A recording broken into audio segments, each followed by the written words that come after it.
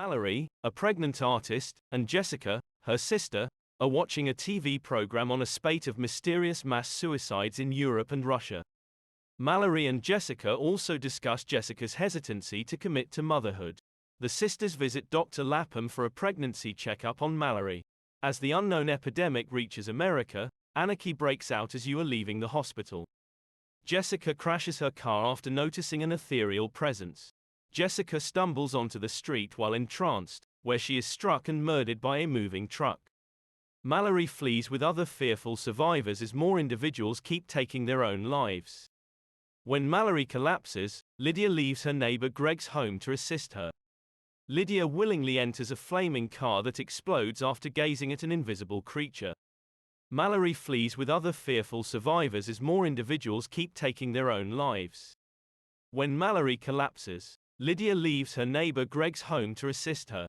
Lydia willingly enters a flaming car that explodes after gazing at an invisible creature.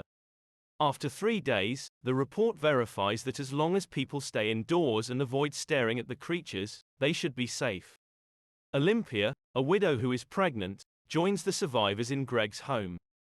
Greg speculates that by observing the beings through his exterior security cameras, he might be able to see them indirectly. Greg commits suicide in the end.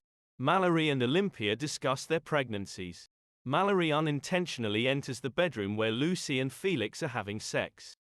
Mallory and Tom start having romantic feelings for one another. Greg's car's windows are covered in blackout film by Tom, Mallory, Douglas, Charlie, and Lucy.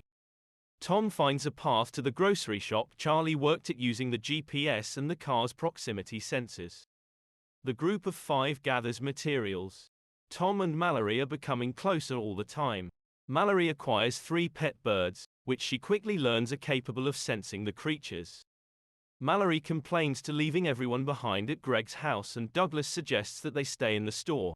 When they hear Charlie's co-worker, Fishfinger, knocking, Tom opens the loading dock door.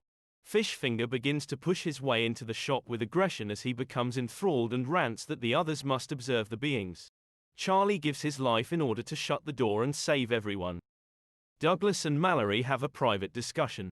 Greg's automobile is taken by Lucy and Felix as they leave the house undetected. Tom shares with Mallory a story about an Iraqi parent whose kids he assisted in escorting to school while he was serving in the military. Tom displays a necklace the man gave him to Mallory as a souvenir. Olympia lets Gary, a crazy man, inside the house. Gary reveals that since his colleagues were harassed by asylum escapees who had them forcefully gaze at the monsters, he had been looking for safety. Gary continues, stressing that everyone needs to witness the creatures, pointing out that the mesmerized prisoners were infected but still somewhat conscious. At the point of a gun, Douglas insists that Gary be expelled. Cheryl rear-ends Douglas, rendering him unconscious. Douglas is locked in the garage by the others. Mallory and Olympia have a private discussion. Mallory is compelled by Olympia to vow to care for her pregnant child should something happen to her. Mallory and Olympia have labor at the same time. Cheryl assists in the delivery of Mallory's son and Olympia's daughter. After laying out drawings of the entities, Gary is enthralled. Douglas observes Gary put Mallory's birds in the freezer before taking the window coverings off while everyone else is still preoccupied with the newborns. The birds are taken out of the freezer by Tom.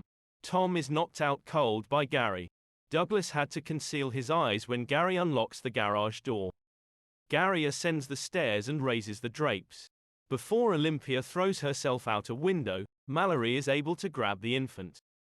Cheryl stabs herself in the throat with scissors when Gary makes her peek outside. Douglas tries to shoot Gary when he has his eyes closed using a shotgun. Gary eventually uses the scissors to attack Douglas. After a battle for the gun, Tom recovers and shoots Gary.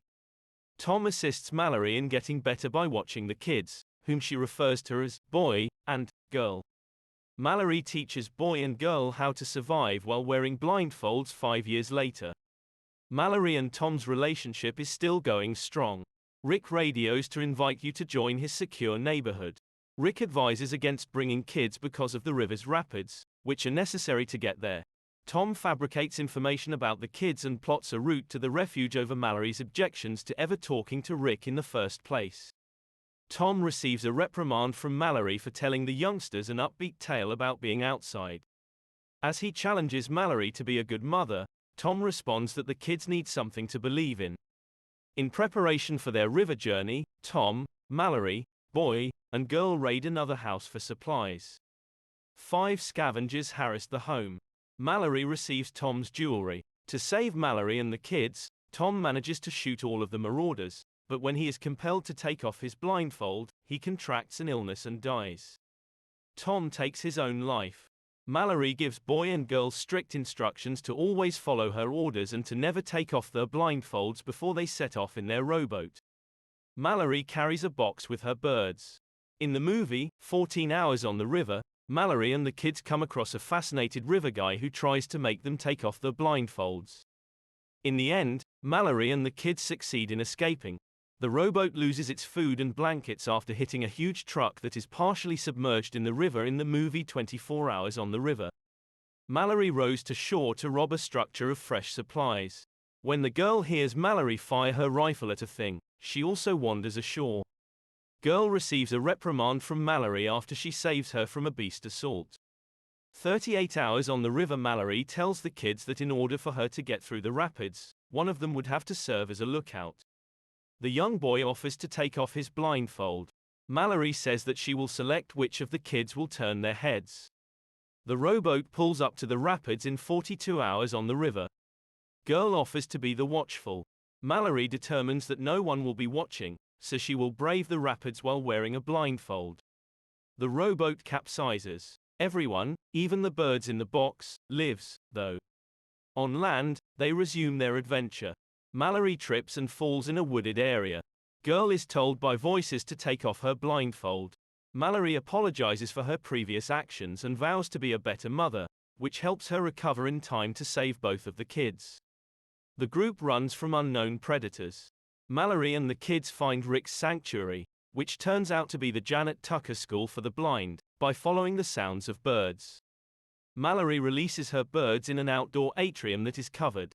Mallory meets up with Dr. Lapham once more among the survivors at the school. Mallory gives the boy the name Tom and renames the girl Olympia.